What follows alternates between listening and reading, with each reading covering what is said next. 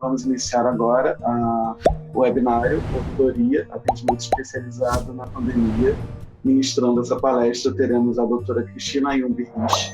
Ela é ouvidora geral da UFRJ, professora e pesquisadora do Núcleo de Estudos de Políticas Públicas em Direitos Humanos da UFRJ, advogada, mediadora de conflitos, formação em letras, educação e direito. Mestre e doutora em Histórias das Ciências e das Técnicas de Epistemologia da UFRJ. Presidente do Instituto Latino-Americano de Ombudsman e Defensorias del Pueblo. Então, doutora Cristina, por favor, podemos iniciar. Muito obrigada, André. Obrigada, Berge, pelo convite. É um imenso prazer, no dia 28 de outubro, compartilhar com vocês desse momento tão especial, Dia do Servidor Público, né?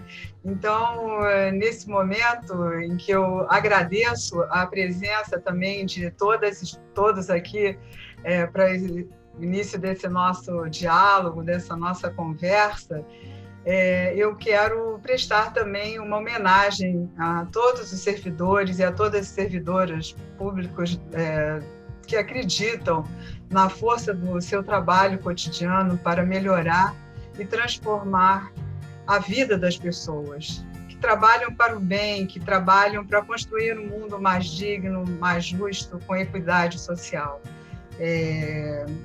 Eu sou também professora, sou servidora pública e acredito muito na potência da atuação do servidor público, do serviço público para a construção de políticas públicas. E políticas públicas são necessárias porque elas buscam concretizar um direito esquecido, um direito negligenciado, como hoje nós temos, por exemplo, a política de cotas, enfim, políticas que visam a inclusão, né? E a outra coisa é que quem diria, né, que seríamos surpreendidos em pleno 2020 com uma pandemia da Covid-19 que já dura mais de 8 meses, né? Nossa atividade, que já é complexa no dia a dia, a atividade de ouvidoria é bastante complexa, né? Eu já disse para vocês que nós temos situações que envolvem a insatisfação humana e que elas têm, às vezes, um conteúdo simples, né? Que vai de um alfinete até um conteúdo muito complexo, que seria um foguete, né? Então, nós trabalhamos com questões que têm desde complexidade bem simples até uma complexidade muito intensa para solucionar, ajudar na solução dos problemas. E imagina num momento como esse, né? Então, nunca a resiliência, a esperança que inspira as pessoas, a persistência, essa capacidade de reinvenção de cada um individualmente e de todos ao mesmo tempo foi tão necessária, né? Hoje, os servidores públicos, as servidoras públicas devem ser cumprimentadas pelo esforço tão necessário, tão relevante que desempenham no dia a dia, porque uma vida que é partilhada, uma vida que tem como propósito servir o público, servir os outros, eu diria que é o que de mais importante nós temos nesse momento, né? Essa capacidade de se tornar necessário a vida de alguém, a vida de outra pessoa, né? E aí a minha pergunta para vocês é como vocês estão passando nesses tempos de pandemia, de Covid-19. Eu espero que vocês estejam bem, com saúde e vivendo em harmonia. E são momentos muito inquietantes esses que nós estamos passando, momentos plenos de incerteza. E isso também requer um esforço cotidiano nosso, dos ouvidores, das ouvidoras do Brasil, para que avaliem também o seu trabalho, né? E busquem, com base na criatividade, melhorar, tornar mais efetivo esse trabalho cotidiano. Então, para isso, eu tenho sugerido sempre um exercício matinal que envolve meditação, envolve o exercício para a busca do autoconhecimento, da autoconsciência, para que você, como ouvidor, como ouvidora, identifique qual o caminho que você pode utilizar para melhorar a sua performance, atingir o seu propósito no seu trabalho, que ferramentas você pode utilizar no dia a dia para aproximar a sociedade da sua instituição, para aproximar o cidadão que procura a sua instituição, né? A ouvidoria tem um papel importante, que é de diminuir essa assimetria informacional entre o público e a instituição, não é? Ela tem esse propósito de atuar como um facilitador do diálogo, que aproxima as partes e diminui essa assimetria, tanto informacional como comunicacional, dando voz a quem muitas vezes não tem vez. E a gente identificou, nesse momento também de pandemia, que as desigualdades foram bastante potencializadas, né? Então, eu, sinceramente, espero que vocês estejam com bastante criatividade, encontrando mecanismos para aperfeiçoarem a comunicação da ouvidoria com o seu público-alvo, seja interno, seja externo à instituição em que você atua, né? Então, claro que para isso é muito importante buscar o conhecimento a respeito de novas habilidades conversacionais, comunicacionais, porque isso vai também facilitar a vida de cada um de vocês nesse atendimento especializado, né? E o atendimento é tudo, né? Atendimento, esse verbete, ele vem do latim attendere, que significa prestar atenção a, observar. E, literalmente significa esticar-se para, né? Então, fazer chegar ao outro, ter observação daquilo que o outro traz, observar aquilo que o outro traz, estender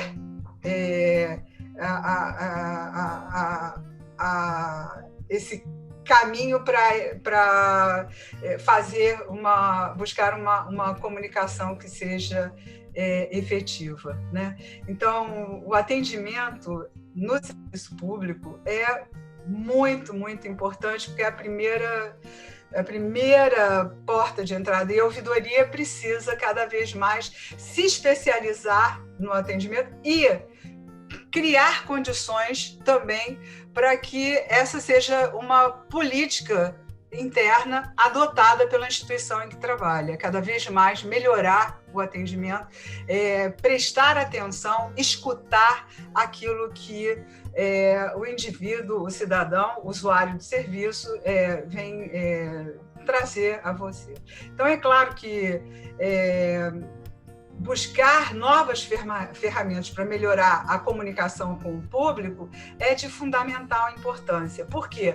Porque a nossa comunicação tem o poder de iluminar o caminho. É que às vezes a gente não presta atenção nessa tão importante atividade como é essa de dar efetividade à comunicação, tornar comum uma ação. Então, eu espero que esse nosso encontro seja significativo para a vida de vocês, e que, ao terminarmos essa nossa conversa, vocês possam analisar o que desejam levar daqui para a vida de cada um, né? No seu cotidiano do trabalho ou no seu cotidiano doméstico, também no seu cotidiano como indivíduo, né? No seu dia a dia, em relação aos seus vizinhos, aos seus colegas, à sua família, enfim. E eu gosto muito de fazer perguntas. Sempre me encantou o método socrático, né? A utilização de perguntas para você também se encontrar, né? E quando fazemos perguntas, quando estimulamos as pessoas a fazerem perguntas, nós estamos incluindo as pessoas no mundo, estamos estimulando a reflexão crítica a respeito do que somos, como somos e o que queremos ser. Nós estimulamos a reflexão a respeito do que fazemos, como fazemos e como queremos fazer. Então, essa é a grande pergunta: qual o nosso propósito? Estamos tendo compaixão? Somos empáticos? Sabemos ouvir e escutar? Qual tem sido o nosso compromisso, né? Então, uma questão assim que sempre me vem à cabeça é uma pergunta que o Albert Einstein faz, né? E eu compartilho com vocês. O universo é um lugar amigável? Esta é a primeira e a mais básica pergunta, que todos terão que responder por si mesmos. Então, acho que eu queria provocar vocês com essa indagação. O universo do Albert Einstein, o universo é um lugar amigável? Esta é a primeira e a mais básica pergunta que todos terão que responder por si mesmos. Bom, evidentemente que não há como falar de ouvidoria sem falar de escuta ativa, sem falar de compaixão, sem falar de empatia, né?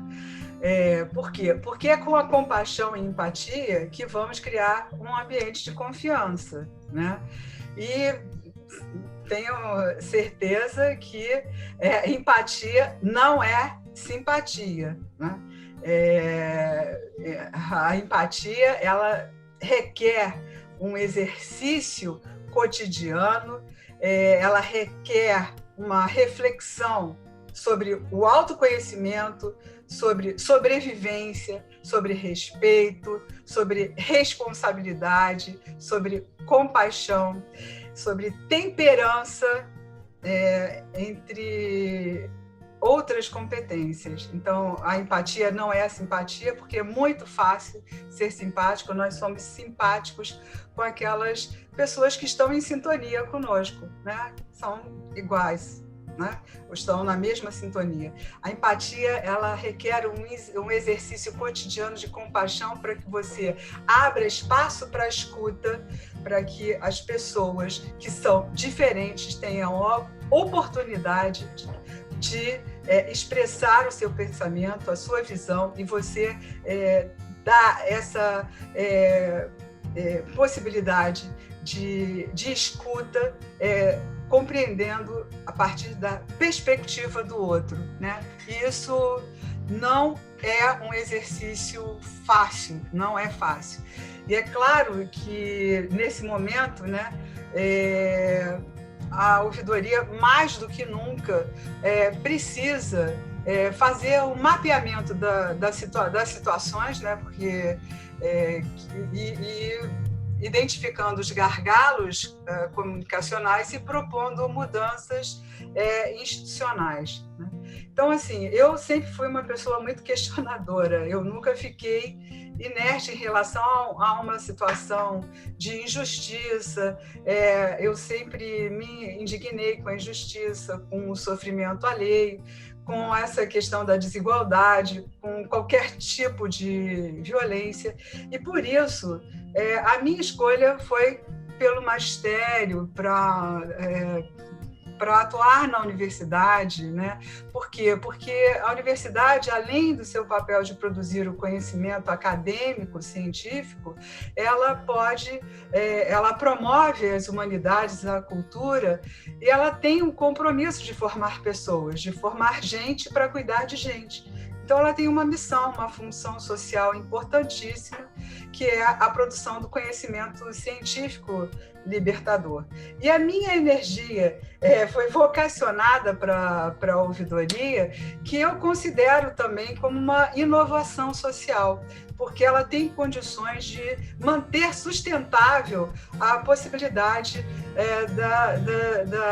das pessoas se manifestarem, das pessoas expressarem os seus interesses, as suas contribuírem com as suas distintas visões de mundo. Enfim, a ouvidoria tem esse condão de atuar ouvindo, escutando os diferentes, e com isso ela ajuda na construção de um mundo melhor, um mundo mais justo, e dentro da universidade a gente consegue, com tudo isso, associar a ciência com solidariedade. E por isso eu julgo que o conhecimento é muito importante, e nós, como ouvidores, devemos sempre buscar um aprendizado contínuo, né? E dentro desse ambiente universitário, eu tenho a dizer para vocês que a gente ensina, mas a gente aprende também todos os dias. Então, é muito, muito gratificante essa prática. E o que eu sempre digo, e tem aí tem artigos meus em que eu faço essa afirmativa, que a ouvidoria não é apenas um instituto que promove uma escuta necessária e sintonizada com as demandas de um determinado público. Ela é, sim, um instituto que tem um processo muito mais amplo, mediado pela comunicação e relacionado à disseminação de valores e direitos. A proposta de uma ouvidoria pública, por trabalhar constantemente com a insatisfação humana e com o desconhecimento dos cidadãos sobre seus direitos e deveres, é justamente a de transformar a cultura da reclamação em uma cultura de cooperação e de participação. E nessa cultura, o bom senso, a ética, o respeito à diversidade e o diálogo têm prevalência nas relações entre as partes envolvidas. Então, para mim, a ouvidoria é um órgão de natureza mediadora, sem caráter deliberativo, executivo ou judicativo, no qual prevaleçam os princípios da equidade, da transparência e da autonomia da vontade, no sentido de permitir que o cidadão busque a ouvidoria sem qualquer tipo de perseguição, né? O intuito é também o de garantir os direitos do cidadão com base nos princípios constitucionais que regem a administração pública, estão lá previstos no artigo 37 da Constituição, e com base também nos fundamentos republicanos, que estão no artigo 1º da nossa Constituição, que é uma Constituição principiológica, e nós devemos atuar para que esses princípios se concretizem no dia a dia das nossas tarefas, né? Então, nós não vamos mudar o mundo sem mudar as pessoas. E nós não mudamos as pessoas, nós temos condições de fazermos as nossas mudanças internas, né? Mas a forma com que nos relacionamos conosco mesmo e com os outros tem relação com os problemas que enfrentamos. A forma como escutamos o outro, enxergamos o outro, dá a dimensão do que somos, como somos e como pretendemos ser. E por isso, se queremos um mundo melhor, mais colaborativo, mais cooperativo, precisamos nos conectar com o outro, nos conectar com a natureza, nos conectar com o que está ao nosso redor. Precisamos concretizar a compaixão, que não é sinônimo de ter pena, né? A palavra vem do latim compassio, que significa o ato de partilhar o sofrimento de outra pessoa. Eu disse ato. Compaixão está relacionada com essa capacidade de ver, enxergar precisamente o que está dentro da natureza do sofrimento do outro. É ter essa capacidade de se manter firme e reconhecer que não está alheio ou separado daquele sofrimento. Então, a compaixão leva à possibilidade de praticar a empatia. A compaixão faz com que aspiremos e atuemos para transformar o sentimento, o sofrimento alheio. Eu digo para vocês que tenho cada vez mais recorrido, né, aos ensinamentos do filósofo espanhol José Ortega y Gasset, que nasceu em 1883 e morreu em 1955. Quando ele morreu, eu ainda não era nem nascida, mas em seu primeiro livro, de 1914, Meditaciones del Quijote, ele cita a sua frase mais conhecida e emblemática, que diz o seguinte: eu sou eu e a minha circunstância. E se não salvo a ela, não salvo a mim. Geralmente, as pessoas que fazem menção a essa frase, geralmente usam eu sou eu e minha circunstância. E esquecem dessa outra parte: se não salvo a ela, não salvo a mim. E essa expressão, se não salvo a ela, não salvo a mim, evoca a importância de sermos solidários, evoca a importância de termos compaixão. Ser solidário é reconhecer a nossa interdependência humana, a nossa interdependência humana. É ter humildade e afeto e construir solidariedade, construir relações sólidas, respeitosas e amorosas.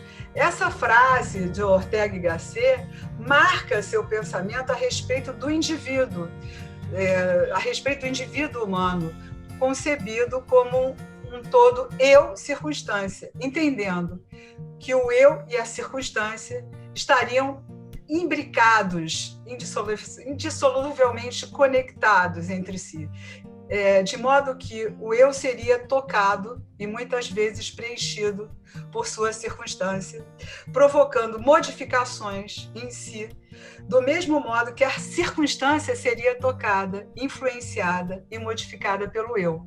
E eu me explico.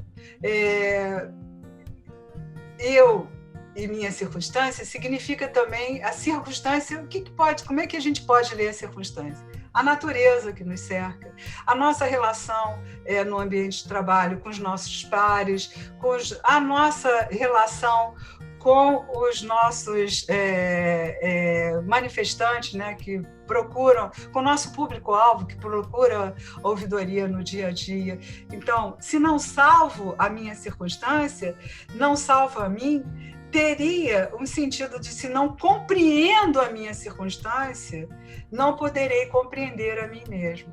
Por isso que eu reforço a importância desse exercício cotidiano que eu tive recentemente. Meu pai faleceu há 2 anos, e a partir daí eu comecei a meditar.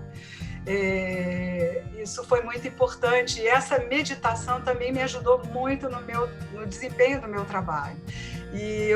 Porque quando eu também fui fazer yoga, então fui buscando exercícios que me fizessem me conectar comigo mesmo, né?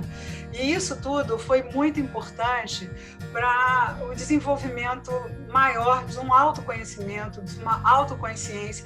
Isso me ajuda muito a trabalhar no dia a dia.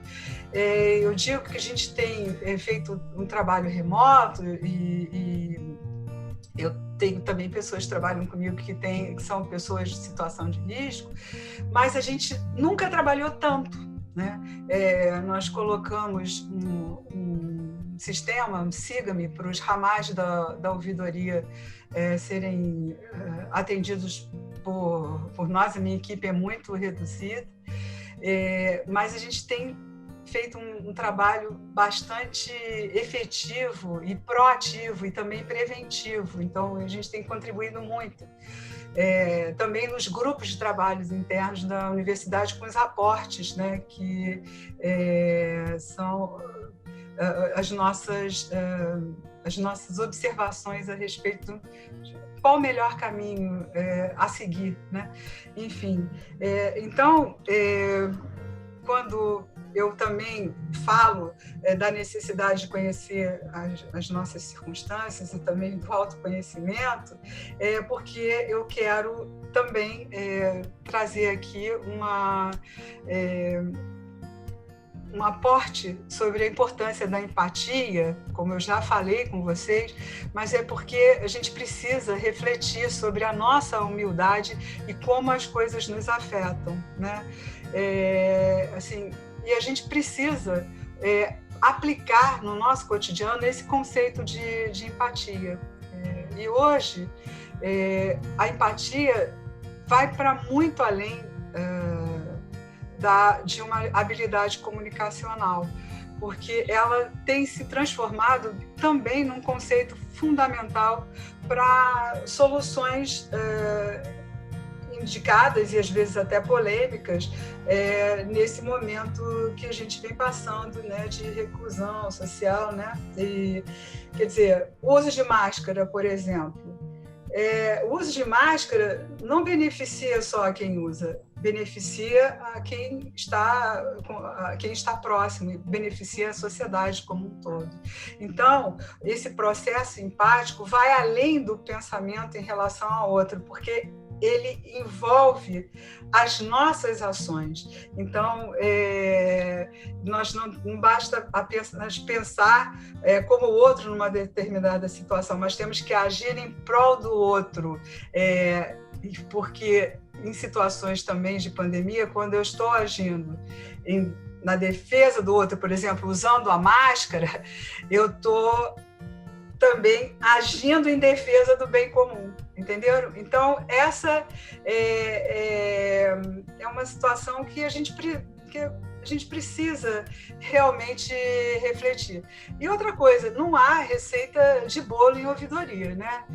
Nem achar que o ouvidor é o salvador do mundo, não existe isso, né? O ouvidor, ele tem esse condão de, a partir da escuta empática, trabalhar para dar efetividade, contribuir para a efetividade do serviço da instituição em que ele atua, né? E essa é uma chamada que eu, por favor, acompanhe.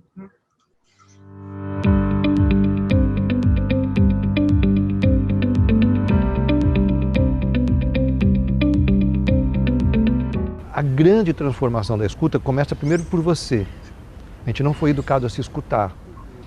Então, quando a gente entra num estado de escuta de si, a gente vai se permitindo entrar em contato com as nossas necessidades fundamentais. E se a gente não foi educado a escutar as nossas necessidades, a gente também começa a criar na escuta um campo de empatia com o outro, porque eu começo a perceber que o outro também não foi educado. Então, talvez o outro precise da minha ajuda para conseguir entrar em contato com as suas necessidades essenciais. A gente está falando de empatia mesmo. Essas palavras vão ficando na moda, elas vão ficando sem sentido, né? Simpatia, ela acontece independente de você querer. Porque antes de você ter consciência, o seu cérebro já liberou alguma informação a respeito daquela pessoa que você acabou de encontrar, que ele cataloga jeitos de olhar, jeitos de andar que ele considera simpático. Então, às vezes, por isso que muitas vezes você olha para uma pessoa, você não vai com a cara dela, porque o cérebro compara ela com outros padrões que você já viveu. Então, a simpatia, ela acontece independente de você querer. E é muito comum você ser educado para ser simpático, e o que passa para os outros é que você foi educado para ser simpático, e não que você é simpático.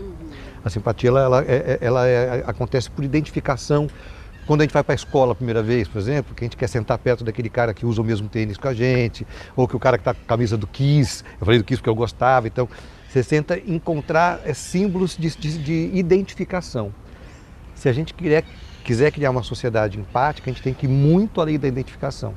Eu tenho que me aproximar de você, mesmo você sendo muito diferente de mim.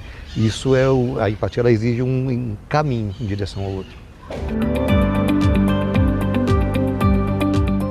O melhor jeito do professor criar um ambiente de escuta é ele sendo um escutador. Se ele achar que ele é apenas um despejador de matéria, ele não vai ajudar a criança a desenvolver sua escuta. Porque o professor também não foi educado a ser um escutador. Ele foi educado a ser um professor que ensina matérias. Não escuta a si próprio, não entra em contato com a sua outra palavra gasta, a vulnerabilidade. O professor, normalmente o pai também, de liderança também, confunde escutar com obedecer. O pai não fala assim, filho, você não me escuta. Não, eu escuto, só não obedeço, né?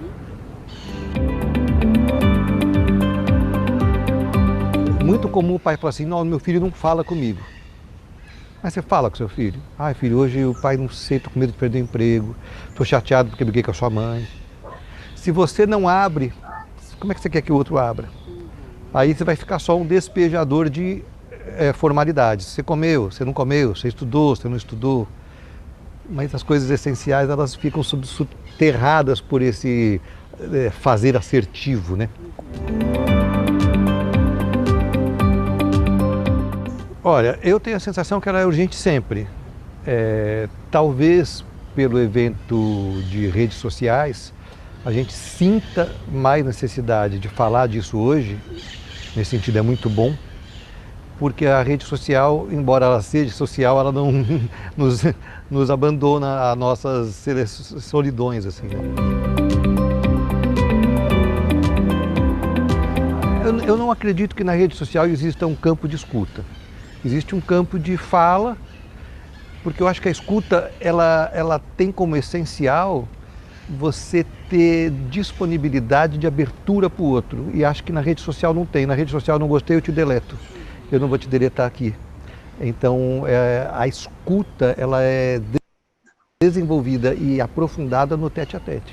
Não tem nada contra a tecnologia, ao contrário, acho que pode ser uma ferramenta extraordinária. Mas quando ela é dada para a criança ficar lobotizada ali, eu acho que pode criar uma geração de zumbis mesmo.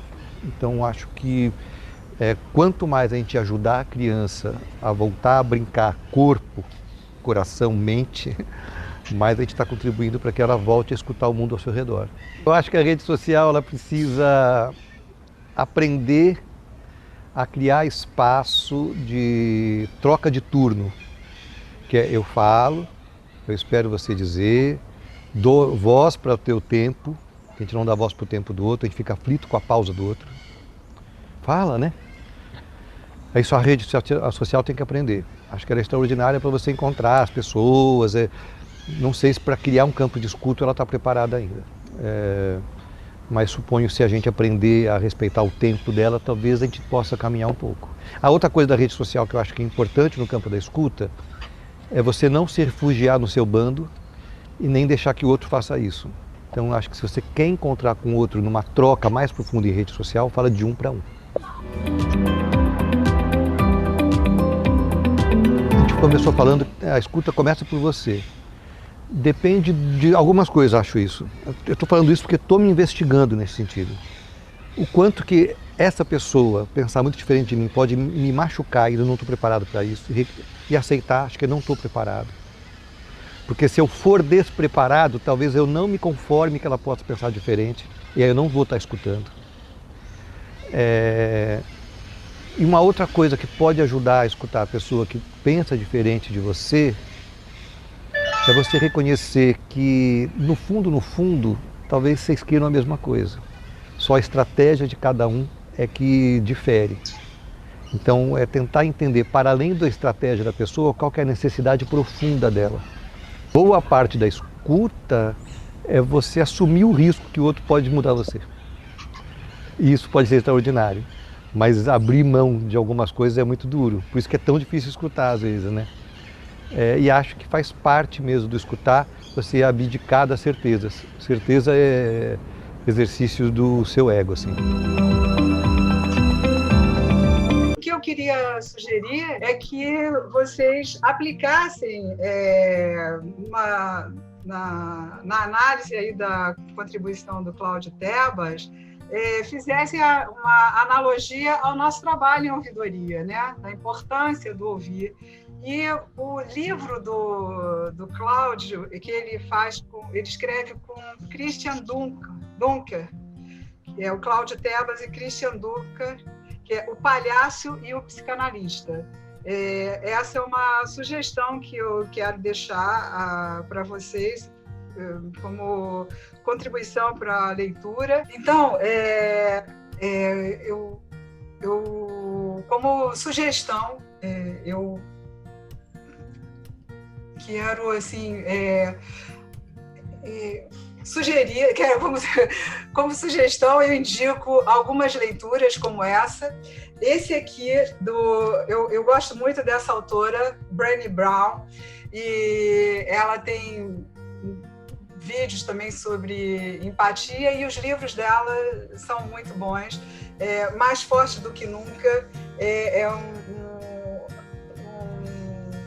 um livro que vale a pena a leitura, e ela também escreveu A Coragem de Ser Imperfeito. É muito interessante porque trabalha essa questão de autenticidade e de vulnerabilidade que a gente precisa atender, porque nós não somos oniscientes nem onipresentes, erramos buscando acertar. E é preciso ter essa consciência. Que eu também quero sugerir, com bastante ênfase, é que os ouvidores se dediquem também um pouco ao conhecimento da comunicação não violenta, né? Hoje, nesse momento de pandemia, a nossa comunicação vai além da questão da linguagem verbal, né? Hoje a gente tem que estar muito atento também à nossa linguagem não verbal, né? Existe um livro muito legal que é O Corpo Fala, e vocês precisam, quem, por exemplo, em ouvidoria que está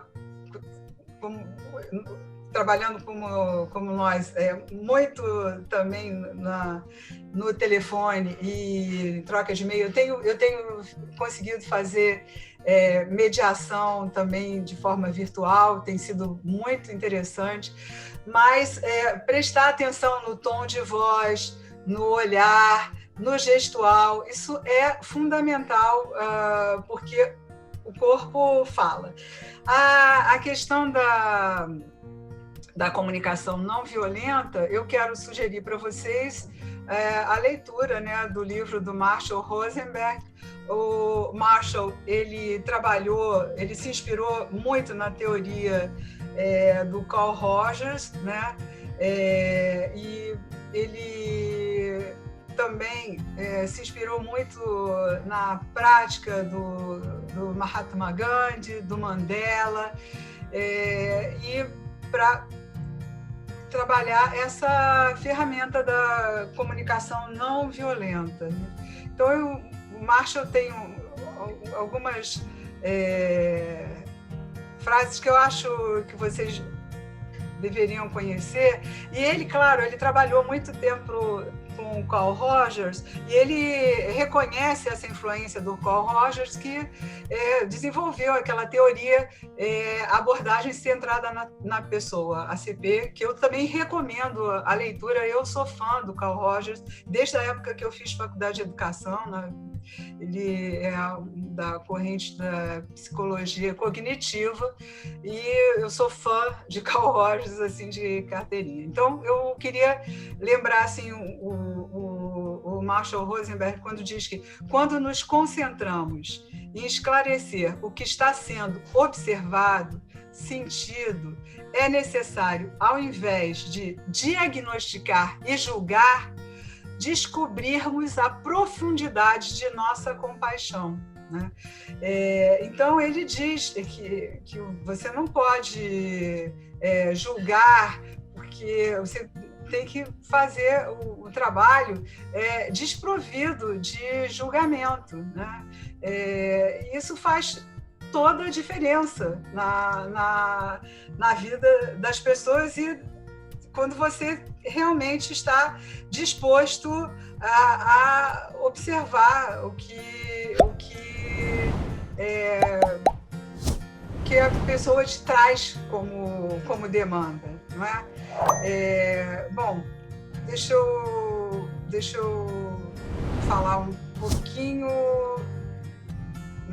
também sobre um trecho do Carl Rogers que eu gosto muito, que é: aceitar-se a si mesmo é um pré-requisito para uma aceitação mais fácil e genuína dos outros. Ser empático é ver o mundo com os olhos do outro e não ver o nosso mundo refletido nos olhos dele. Então, vejam a lição de humildade que a gente precisa adotar aí no dia a dia. E o Mahatma Gandhi diz que a única revolução possível é dentro de nós. A não violência, na sua forma ativa, é uma boa disposição para tudo o que se vive. É o amor na sua perfeição. Então, eu também quero dizer para vocês que não vejo a ouvidoria sem atuar de forma amorosa. E mais uma contribuição também que eu trago é a do Mandela nesse campo da comunicação não violenta. O Mandela diz: ninguém nasce odiando o outro devido à cor de pele, origem ou religião. O ódio é algo que se aprende, mas o amor também se aprende. E o amor é mais natural que o ódio para o ser humano. Então, Mandela fala nisso na sua autobiografia Longa Caminhada para a Liberdade. E foi também uma inspiração para o Marshall Rosenberg nesse campo da comunicação não violenta, né? Então, a comunicação não violenta é uma ferramenta que tem uma característica resolutiva e é uma ferramenta metodológica. Você pode usar, porque ela abre caminho para inovações em equipes, em trabalhos de equipes, nas relações humanas, nos programas de paz internos, internacionais e programas sociais. Por que ela é tão importante? Porque ela fortalece as noções de cidadania, de convivência, de comunicação e de não violência, né? Ela oferece a tomada de consciência de nossas necessidades, da nossa humanidade, da nossa capacidade de conexão e de comunicação. Porque não há saída sem a cooperação, sem essa possibilidade de nos conectarmos, né? Então, lembrem-se que a fala, a história que cada um traz e que cada um tem, ela é um elemento que traz um poder humanizador, né?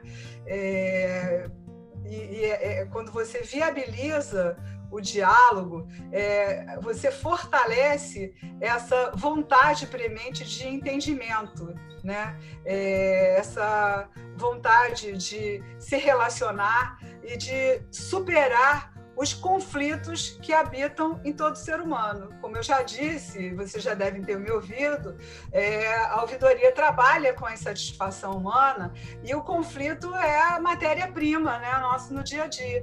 E eu busquei lá a etimologia do verbete conflito e identifiquei conflito, vem do latim conflictum, conflere, conflito. E aí, qual o significado? Chorar junto. Gente, isso significa que não há saída no tratamento de um conflito que não seja uma saída de compaixão e empática, né? Até com você mesmo, porque o conflito ele é um fenômeno natural. Ele não é nem bom nem ruim. Ele vai, dependendo da forma como é manejado, contribuir para um aperfeiçoamento, para uma transformação. Mas se ele for se ele for invisível, se ele for invisibilizado, isso é muito ruim. Negar o conflito é muito ruim. Então, é preciso identificar o conflito, dizer aqui existe um conflito, e a gente também, né, entra em conflito interno também, não é? E a gente precisa saber tratar desse conflito. Então, a comunicação violenta, a comunicação não violenta, ela tem esse condão de fazer com que a gente tenha interesse em reaprender a se comunicar. Porque ela permite a comunicação com foco nos sentimentos, né? E aí eu também queria sugerir que sentimentos? Nos nossos sentimentos e dos outros. E eu queria... Porque ela pacifica as relações e atende à necessidade de todos os envolvidos, né? E aí eu queria sugerir a vocês que buscassem a obra do Antônio Damasio, que é um neurocientista português, e que tem aí um vídeo muito interessante que fala sobre sentimentos e emoções, né? Sentimentos e emoções estão conectados, mas são fenômenos distintos, né? Enfim, a comunicação não violenta, ela pode ser trabalhada na autogestão e na gestão de relacionamentos, né? E ela tem esse intuito de ser um processo de conexão para o ser humano em um nível mais profundo, porque ela tem essa capacidade de transformar os conflitos numa oportunidade de transformação, numa oportunidade de evolução, né? E, claro, por que eu estou voltando a essa questão da empatia? Porque são pilares da comunicação não violenta, tanto a empatia como a autenticidade. E a autenticidade é essa capacidade de falar de forma autêntica sobre o que incomoda, é o que não estamos acostumados, né? Muitas vezes por uma questão cultural, por receio de retaliação de alguém que vem exercer poder sobre nós, mas ela implica numa tomada de atitude de nos posicionarmos favoravelmente a uma simetria das relações, né? Então, no sentido de compartilhar esse poder, né? Então, a comunicação não violenta, ela propõe essa dualidade empático-autêntica, uma junto com a outra e não separadamente, né? A autenticidade é o que vive em nós e a empatia é o que vive no outro. Então, ela favorece uma comunicação objetiva e uma escuta ativa. E faz com que a gente tenha esse propósito de refletir cotidianamente sobre quem somos, o que fazemos, quais os nossos propósitos, né? Buscamos sempre perguntar fazer essas perguntas para responder de forma autêntica o que está acontecendo. E aí eu caminho já para o final aí da nossa conversa, lembrando mais uma vez o Albert Einstein, que diz que cada ser humano é parte de um todo a que chamamos universo.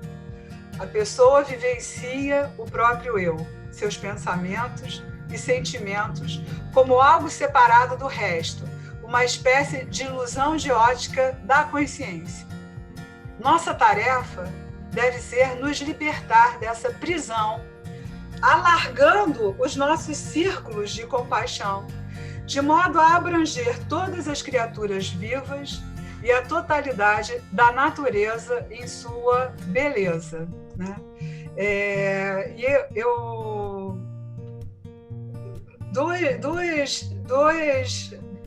Dois trechos também da obra do Marshall Rosenberg que eu acho muito importante, que vocês devem levar também como reflexão, devem, se quiserem, claro, é uma proposta, que por trás de toda suposta inadequação há uma necessidade desatendida.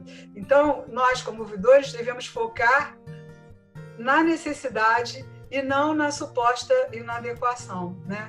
E o Marshall dizia também o seguinte: estou convicto de que todas as análises de outros seres humanos são expressões trágicas dos nossos próprios valores e necessidades, né? Enfim, tem uma importância no livro do Rosenberg, que ele fala de 4 elementos, né, na comunicação não violenta, e que ele sugere a observação do fato, depois percebemos as emoções envolvidas no processo de comunicação, como eu já falei, tanto as nossas como do nosso interlocutor. O terceiro item são as necessidades, quais as necessidades estão por detrás da comunicação, porque, claro, os seres humanos se comunicam para atenderem necessidades, para interagirem, e essa permuta ela é sempre intencional. Nós nos comunicamos em busca do atendimento de uma necessidade. E o quarto item é o pedido, aquilo que nós pedimos, aquilo que é expresso, o que demandamos objetivamente do nosso interlocutor, seja pela linguagem verbal ou não verbal. Perceber aquilo que não é expresso em palavras, mas que está estampado nos seus gestos, no seu olhar, na sua atitude corporal. Então, eu sugiro que vocês levem em consideração essa possibilidade do autoconhecimento, da autoconsciência no dia a dia, para que vocês tenham também uma capacidade maior de resiliência. A resiliência é essa capacidade de superação, não é?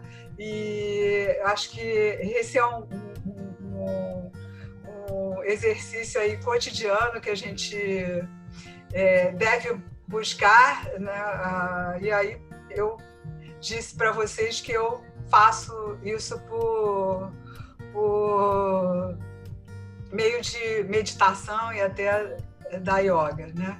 Mas espero ter aí contribuído com algumas reflexões e convido todos vocês a exercerem a empatia, ampliarem exercerem com muita compaixão a empatia, né? Porque para a gente poder também contribuir com a concretização da resiliência em tempos de Covid, né? Porque a resiliência ela pode ser considerada assim, como um fenômeno relacionado à resistência ao estresse. E por isso, nós também incluímos o conceito de resiliência como um sentido de superação, um fenômeno de recuperação. Eu acho que os ouvidores, as ouvidoras, buscam no cotidiano tornar concreta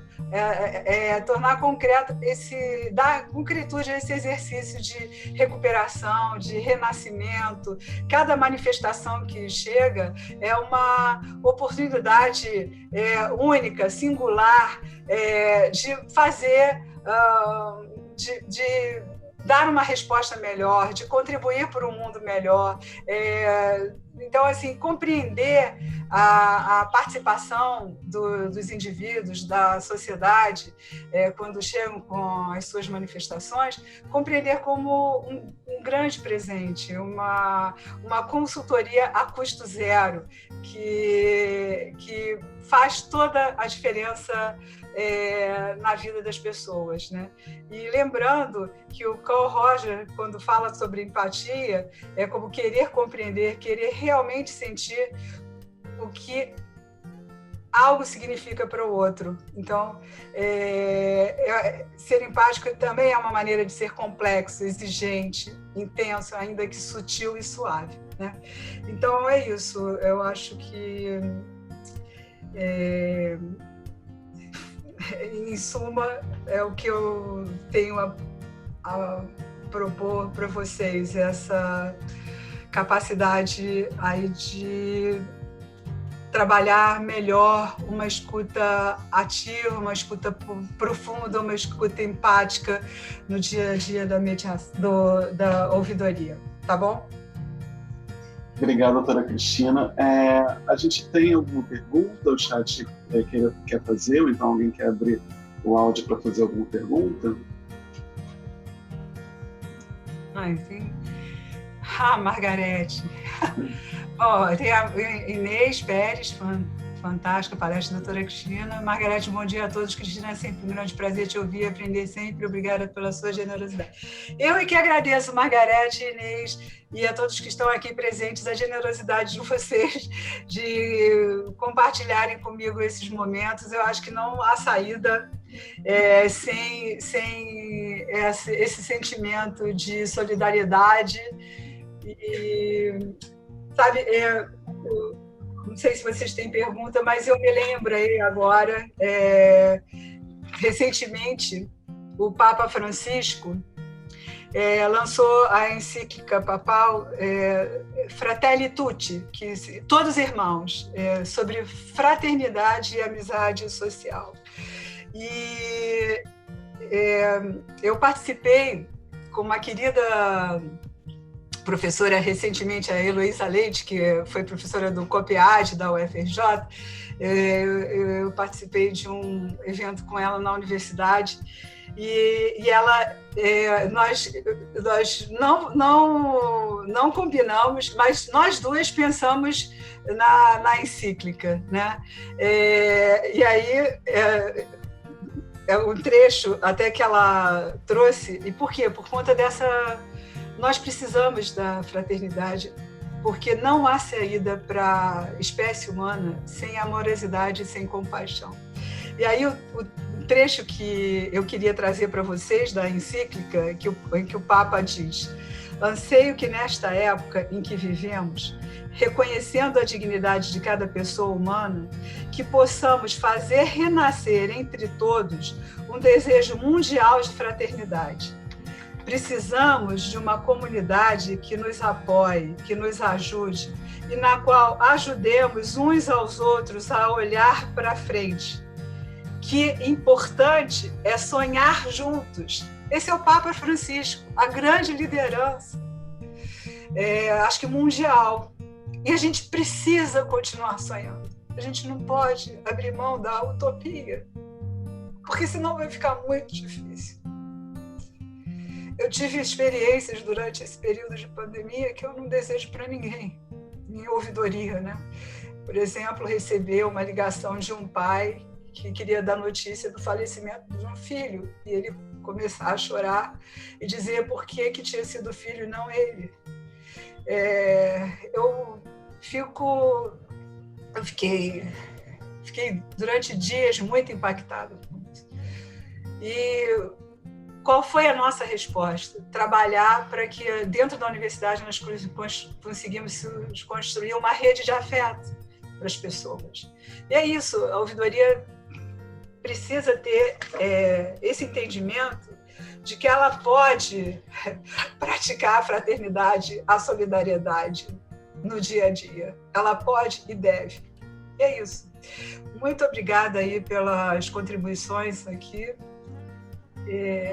Enfim, estou à disposição, é sempre um prazer estar com vocês, tá bom? Nós que agradecemos. O André, eu quero dizer que eu estou à disposição, quem quiser pode me procurar, né, lá na ouvidoria, nosso site www.ouvidoria.frj.br, tem lá nossos e-mails, enfim, a gente está aí à disposição para ajudar